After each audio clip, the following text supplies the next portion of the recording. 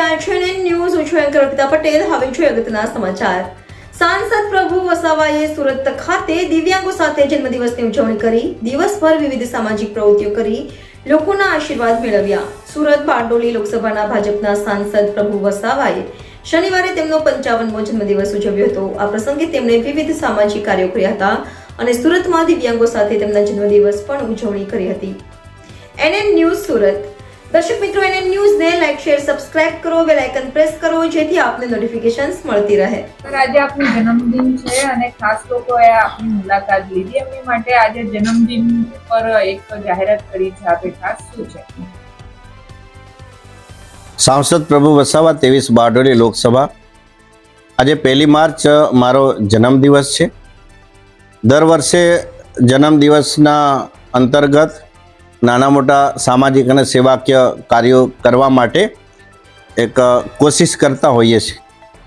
આજે મારા દિવસની શરૂઆત મારું નિવાસસ્થાન માંડવી મંદિરમાં પૂજા અર્ચના કરી, ત્યારબાદ સઠવાવ આશ્રમ ખાતે મારા પિતાજીના સ્મારક પર એમને નમન અને વંદન કરી આશીર્વાદ મેળવ્યા. માતાજીને પગે લાગીને પછી મારા આશ્રમ શાળાના બાળકોને એમની પણ શુભકામનાઓ મેળવી અને આવી રીતે મારા દિવસની મેં શરૂઆત કરી છે.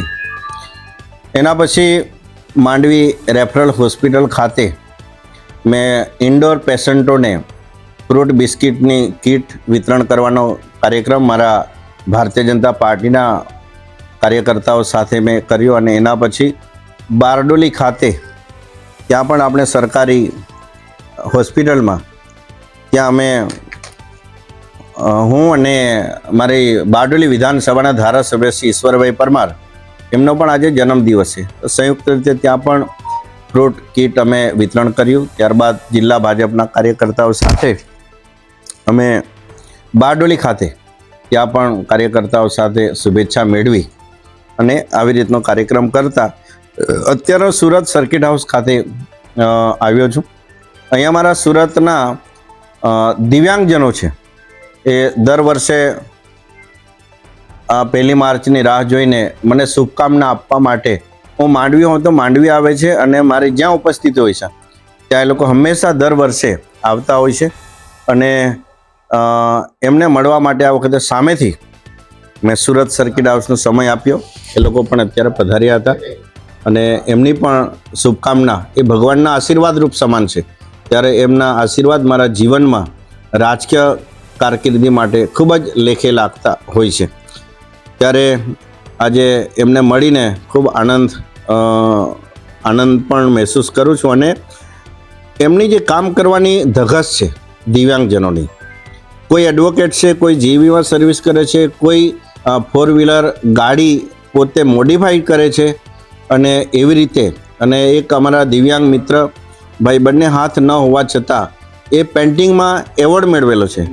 મોઢાથી પીછી પકડીને પેઇન્ટિંગ કરે અને આવા પ્રકારની અને કહેવાય છે અને મહામહિમ રાષ્ટ્રપતિજીના પણ મુખ્યની વાત છે કે કુદરતે કોઈ દિવ્યાંગજનને કદાચ એક ઇન્દ્રિય ઓછી આપી છે, એની સામે 6ઠ્ઠી ઇન્દ્રિય એમને ભગવાને ખોલી આપી છે અને એની તાકાતથી એઓ કામ કરી રહ્યા છે. અને એમની લાગણી અને માગણી મુજબ મને જે રજૂઆત કરી છે કે એમના જિલ્લામાં સુરત સિટી અને જિલ્લામાં ખૂબ મોટી સંખ્યામાં દિવ્યાંગજનો છે જે પોતે સેલ્ફ ડિપેન્ડન્ટ થવા માગે છે. નાના મોટા ઔદ્યોગિક પ્રવૃત્તિ કરીને પોતાનું આર્થિક ઉપાર્જન કરી સ્વમાનભેર જીવન જીવવા માટે એમણે કોઓપરેટિવ સોસાયટી, ઔદ્યોગિક ઇન્ડસ્ટ્રીયલ કોઓપરેટિવ સોસાયટી બનાવવાનું એમણે જે આહવાન કર્યું છે.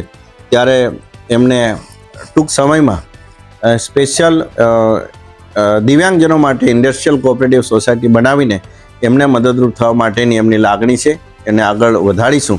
ત્યારે આવી રીતે આજે ડાયરેક્ટ, ઇનડાયરેક્ટ અને પરોક્ષ રીતે હજારો સેંકડો લોકોએ આજે મારી શુભકામના પાઠવી છે. તે બદલ સૌનો હું દિલથી હૃદયપૂર્વક આભાર માનું છું અને આવી રીતે મારા જન્મદિવસનો જે દિવસ છે એ આ રીતે હંમેશા મનાવતો હોઉં છું.